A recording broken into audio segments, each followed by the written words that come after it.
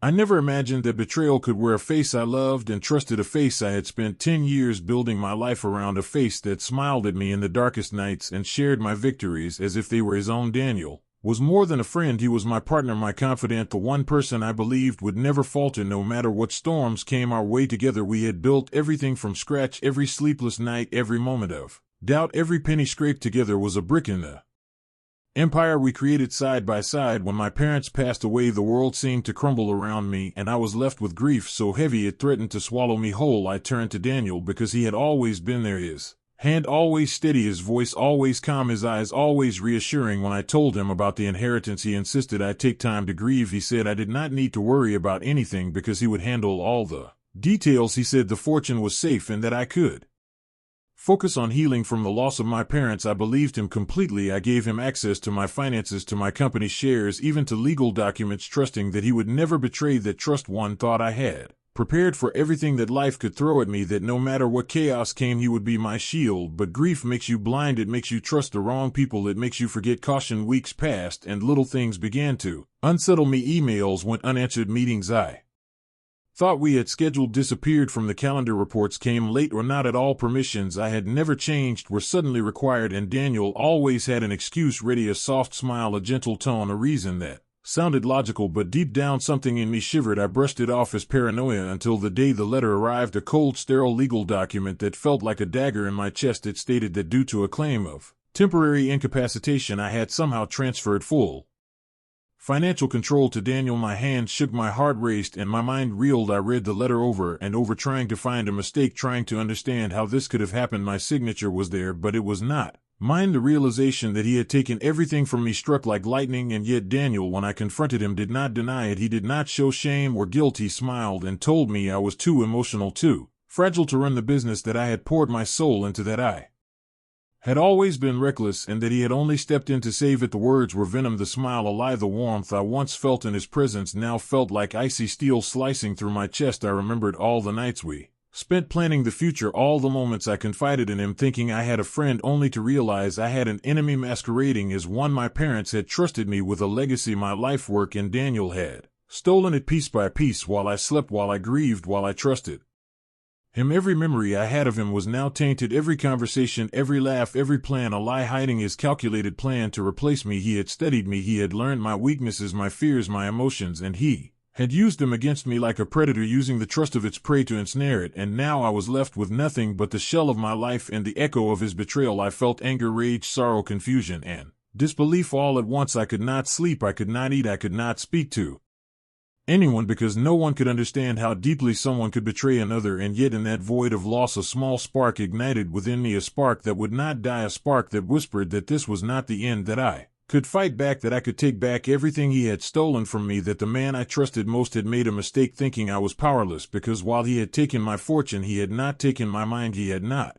taken my resolve, he had not taken the fire that burned inside me, the fire that would fuel my comeback, the fire that would one day make him realize that every smile he faked, every word he lied, every plan he crafted against me would be his undoing. And as I sat in the quiet of my empty home, surrounded by shadows of memories Daniel had shattered, I made a silent vow that day that I would rise again, that I would reclaim my life, that I would not let his betrayal define me, because betrayal can break your heart, but it cannot break your spirit. And I realized that the greatest revenge is not anger or hatred, it is patience, preparation, and striking when the moment is right. And so I began to watch Daniel carefully. I began to note his habits, his arrogance, his confidence that now seemed unshakable. I began to see the cracks in his perfection, the tiny mistakes, the overconfidence that only comes when someone believes no one is watching. I knew I needed to gather evidence to expose him to the world, to show that he was not the savior he pretended to be, but the thief who had taken everything from me. And I also knew it would take time, that time was my ally and his impatience would be his weakness. And though the nights were long and the silence deafening, though the betrayal felt like a knife twisting endlessly in my chest, I refused to give up. I refused to let him win. I refused to let my life be stolen without a fight. And as I lay awake in the darkness, I could almost hear his laughter echoing in my mind, the same laughter that had once comforted me, now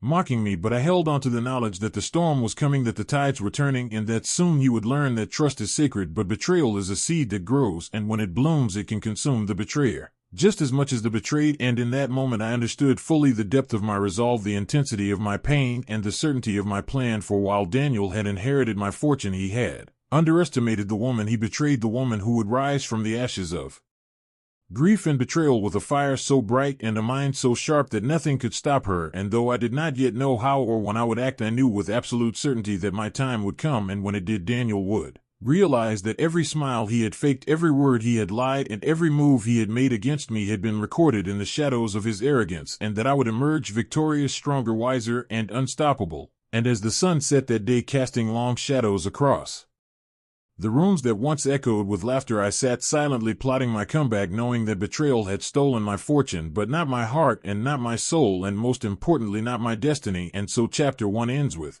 the bitter taste of loss, the sting of betrayal, the seed of revenge firmly planted in my heart, and the unwavering certainty that I was not finished, that Daniel's theft was only the beginning of a story that I would write with patience, precision, and the power of a woman scorned, determined to reclaim everything she had lost and more.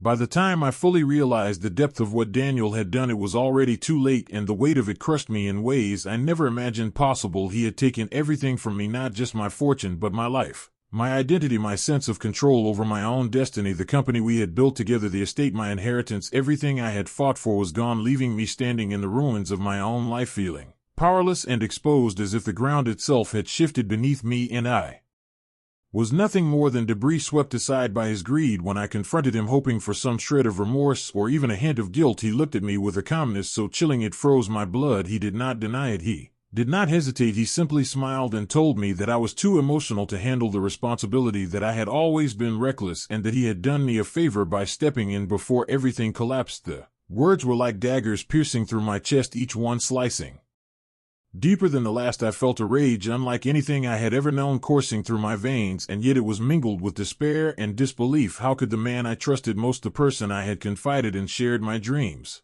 with, celebrated my successes with, and leaned on in moments of weakness, betray me so completely, so utterly, without a single thought for the bond we had shared and the memories we had built together? Every late night in the office, every whispered conversation about plans for the future, every laugh we had shared now felt tainted and manipulated. I remembered handing him the keys to my kingdom, both literally and figuratively, believing that he had my back and that our partnership meant something real and sacred. And now that trust lay shattered at my feet like broken glass, reflecting a distorted image of the man I thought I knew. The employees I had hired and trained began to avoid me, their eyes filled with pity or uncertainty, and I realized that I was isolated not only by the betrayal of Daniel, but by a world that had believed his lies over my truth. My friends, those I thought would stand by me, those who had once celebrated my victories, now either chose silence or questioned my judgment, and I felt utterly alone, as if I had been erased from my own life and my identity replaced by someone who had worn my name like a mask to cover his treachery. Everywhere I looked, I saw reminders of the life I had lost. The office that once buzzed with energy now seemed empty and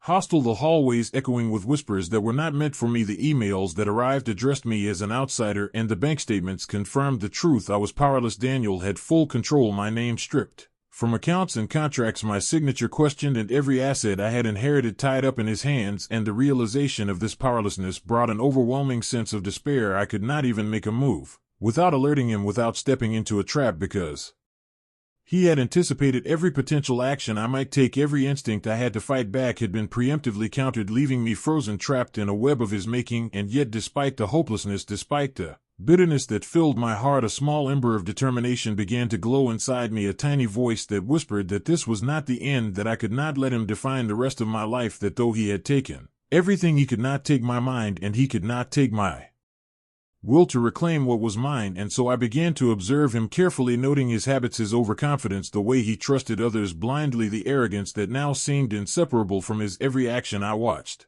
him make decisions I knew would leave traces, small mistakes that he believed no one would notice, and I held on to the knowledge that greed always leaves footprints and arrogance always exposes weaknesses. I could not act yet, but I could prepare. I could gather evidence slowly. Meticulously, methodically, I began documenting everything, every questionable transfer, every suspicious signature, every internal email that contradicted his public image, every transaction that pointed to deception. I knew I had to be patient, because the moment I acted too soon could destroy everything I was building. And so I waited and watched as he thrived on my misfortune, as he expanded the business, as he made moves that showed the world the image he wanted them to see, the image of the man who had saved the company, the man who had inherited my fortune and made it grow stronger while I was left to simmer in the ruins of what was once mine. It was a bitter experience watching him parade my life as if it were his own, but it was also a powerful teacher teaching me that every empire built on lies is fragile, every crown that is taken by force is heavy and unstable, and I began to see that he had made critical errors in his overconfidence that would soon be the very cracks I could exploit. I knew that I had to maintain my composure, that I could not let anger dictate my actions, that I needed clarity, precision, and strategy if I was to reclaim my life, and I began reaching out quietly to experts, legal advisors, forensic accountants, people who could help me reconstruct the evidence and show the world that Daniel was not the hero he claimed to be, but the villain he truly was. I could not rush the process. I had to move in the shadows, build my case meticulously so that when the time came there would be no way for him to escape the consequences of his betrayal, and in the meantime I endured sleepless nights haunted by memories of our partnership and consumed by the injustice of it all. I relived every moment I had trusted him, every document I had signed in good faith, every decision I had made, assuming he had my back, and with each recollection the ember of determination inside me burned brighter until it became a fire that could not be extinguished by grief or despair. I realized fully that this was not just about money. This was about restoring my dignity, my identity, my life that had been stolen by a man who believed he was smarter than me, who believed I was powerless. And in that realization I found a strange sense of empowerment, because while Daniel had inherited my fortune, he had underestimated the woman he betrayed, underestimated the depth of her resilience and the strength of her mind. I began to imagine the moment when I would finally confront him with the truth, the moment when all his lies would collapse around him, the moment when the world would see the man he really was. And as I imagined it, I smiled silently in the darkness, knowing that patience would be my ally, strategy my weapon, and timing my ultimate advantage. And I reminded myself that revenge is not merely about anger or hatred. It is about restoration, about taking back what is rightfully yours and asserting your power in the face of betrayal. And so I sat for hours in the quiet of my home that once felt like a sanctuary and now felt like a prison, surrounded by shadows and memories, and plotted every detail of my comeback, the contacts I would make, the evidence I would gather, the weaknesses I would exploit, and the day I would rise again. Because while Daniel had taken my fortune, he had not taken my courage, my intelligence, or my will to fight. And I vowed silently to myself that one day soon everything he had stolen would be returned to me, and he would see clearly the consequences of underestimating the woman he had betrayed. And as the days turned into weeks, I embraced the quiet rage that burned inside me, transforming it into focus and determination, knowing that the path to revenge is long and treacherous, but also knowing that it is inevitable, that justice, even if delayed, would come, and that every move I made in the shadows was a step closer to reclaiming not only what was mine, but also my power, my dignity, and my life. And so Chapter 2 ends in the depths of despair and loss, but with a fire growing quietly within, a fire of patience, strategy, and unstoppable resolve, knowing that Daniel may have inherited my fortune, but he had not yet faced the reckoning that awaited him, and that reckoning would be mine to deliver with precision, cold clarity, and undeniable authority, and nothing he could do would stop it.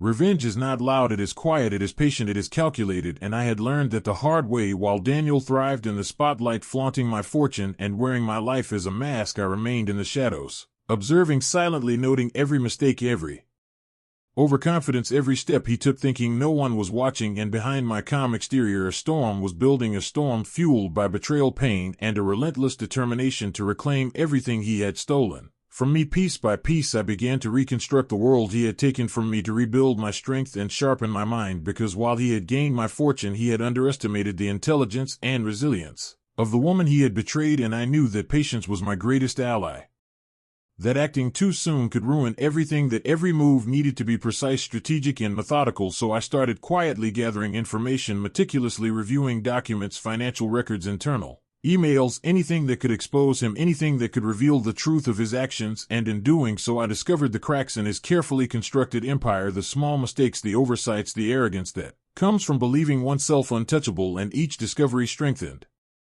the ember of hope and the fire of determination burning within me. I reached out quietly to legal experts, forensic accountants, and trusted advisors, those who could help me unravel the web of deceit he had spun. And together we began building a case so detailed, so ironclad, that when the time came there would be no way for him to deny the truth. I watched his every move, analyzing patterns and behaviors, predicting actions, using the very arrogance that had allowed him to steal from me as a tool. against him, and while he celebrated victories and expanded his empire recklessly, he unknowingly laid the foundations for his own downfall. I honed my patience each day, reinforcing my focus, reminding myself that this was not only about money, this was about reclaiming my life, my identity, my dignity, and asserting my power against the man who had thought he could erase me from existence. And as I worked tirelessly in silence, I trained myself to control emotions, to suppress anger, to channel it into strategy and preparation, because I knew that confronting him in the heat of passion would be a mistake, and I had already learned from the destruction of Chapter 2 that timing and composure were everything, and so I allowed him to believe he had won, that I was defeated, that I had disappeared into obscurity, while in reality I was plotting meticulously. I was building a map of his weaknesses, his miscalculations, and the illegal actions that could not withstand scrutiny, and the more I uncovered, the more I realized that he had made critical errors, he had overstepped, he had trusted the wrong people, he had ignored the signs that I was watching and learning, and for the first time in months I felt a flicker of power returning to me, a feeling that the tables were beginning to turn, a sense that the man who had taken everything from me was now unknowingly vulnerable, and I used every moment to strengthen my position, to gather proof, to assemble a case so undeniable, so complete that it would leave him with no escape. As I worked, I revisited every memory of our partnership, every late-night planning strategy, every laugh, every moment of trust and betrayal, and I allowed myself to remember the pain, the injustice, the sense of powerlessness, because it fueled me. It reminded me why I could never allow this man to walk free unchallenged, and in the quiet moments I imagined the day I would confront him, the day his empire would unravel, the day he would be forced to face the consequences of his arrogance and greed. And in that visualization I found strength, clarity, and focus, and I knew that my revenge would not be about yelling or destruction. It would be about restoration, precision, justice, and exposing the truth with cold clarity and undeniable authority. I reminded myself that patience would be my greatest weapon, that every small move I made in the shadows was setting the stage for the ultimate reclamation of what was rightfully mine, and I carefully coordinated with the legal team, ensuring every document was verified, every email traceable, every transaction accounted for, so that when the time came, the evidence would speak louder than any words I could utter. And meanwhile, Daniel continued to live in a false sense of security, growing bolder, taking risks, thinking that I had faded into the background, that I was powerless. And yet I knew that every reckless expansion, every decision made without foresight, was planting seeds of his undoing, and I let him believe in his invincibility while I quietly prepared to shatter it. And as weeks turned into months, the quiet planning became a consuming obsession, a fire that never died, a constant thought that guided every waking moment, every calculation, every decision I made in preparation for the confrontation to come. I built networks of information, contacts, of allies who could corroborate evidence, witnesses who could testify to his misdeeds, and slowly, methodically, I pieced together the full picture of his deception, the theft, the manipulation, and the lies that had allowed him to inherit my fortune and think he could escape accountability. And the more I assembled, the more I realized that my power was returning, not in a physical sense, but in a mental sense, the power of knowledge, the power of truth, the power of strategy and foresight. And for the first time in months, I felt a sense of control over my destiny that Daniel had tried to steal from me, and with that control came a fierce confidence, a certainty that when the time came, the world would see the man he really was, not the hero he had presented himself to be, but the fraud, the manipulator, the betrayer he truly was. And I also understood that this revenge was not about hatred or anger, it was about justice, restoration, and reclaiming the life that had been stolen from me. And so every action I took, every night spent analyzing documents, every conversation I had with trusted advisors, every careful step in the shadows, was a brick laid in the foundation of my eventual triumph. And while Daniel lived in his world of illusion, believing he had defeated me, I was meticulously orchestrating his fall from grace, timing every revelation to maximize impact, ensuring that the moment of truth would be unavoidable, undeniable, and catastrophic to his facade. And I reminded myself constantly that patience is the silent killer that strikes when least expected, that arrogance is a vulnerability, and that every misstep he made while underestimating me was a gift waiting to be used to reclaim what was mine. And as I continued to build my case, my strategy, my mental and legal arsenal, I allowed myself moments of reflection to feel the anger, the grief, the betrayal that fueled me, and I converted it into determination, focus, and clarity, knowing that when the time came, I would strike not from rage, but from precision, preparation, and the power of undeniable truth. And I imagined the day I would walk into his world of arrogance and deceit and calmly watch it collapse as the evidence unveiled his treachery, his lies, and his manipulation. And in that day I would not need to shout or fight. The truth itself would be my weapon, my victory, and my vindication. And so Chapter 3 closes in the depths of patient plotting, relentless preparation, and quiet observation, with the fire of vengeance and restoration burning brighter than ever inside me, knowing that Daniel may have inherited my fortune, but he had underestimated the strength, the intelligence, and the patience of the woman he had betrayed, and when the time came he would see clearly that every move he had made against me would be turned against him, and that I would rise not just to reclaim what was mine, but to assert the power, dignity, and justice that had been denied to me for too long, and nothing he could do would stop it. Nothing could prevent the reckoning that was coming, and I waited calmly in the shadows, watching, listening, learning, preparing for the moment when the storm I had nurtured patiently, silently for months would finally break over him, and everything he had stolen from me would be returned and more, and I knew that moment was inevitable, unstoppable, and mine alone. The day I returned, no one expected it, not the employees, not the investors, and certainly not Daniel, who had grown comfortable in his illusion of victory, confident that I had been erased from his life and that I had disappeared into obscurity. That day I walked into the office not as the defeated woman he believed I was, but as the force he had underestimated, the quiet storm he had ignored the evidence of. His deception was meticulously prepared, every document verified, every email traced, every financial transaction recorded, every illegal transfer accounted for, and as I presented the findings to the board, the investors, and the employees, the room fell silent. The gravity of what was happening settled over everyone like a heavy shadow. Daniel, who had once smiled so smugly, now sat frozen, his face pale, his confidence shattered, his arrogance stripped away piece by piece as the truth unfolded methodically and precisely. The forged signatures, the falsified documents, the illegal transfers, every lie he had told, every manipulation he had enacted was exposed in a cascade of undeniable evidence, and I watched him as the mask he had worn for months began to crumble, revealing the man who had stolen from me, the man who had betrayed trust, the man who had thought he was untouchable. And for a moment he looked at me with disbelief, as if he could not comprehend that I had orchestrated this revelation, that I had gathered the proof that would undo him, and I let the silence speak for me. The courtroom of the office meeting room filled with anticipation and shock. I did not raise my voice. I did not need to. Every document, every email, every testimony was my weapon, and it struck with precision.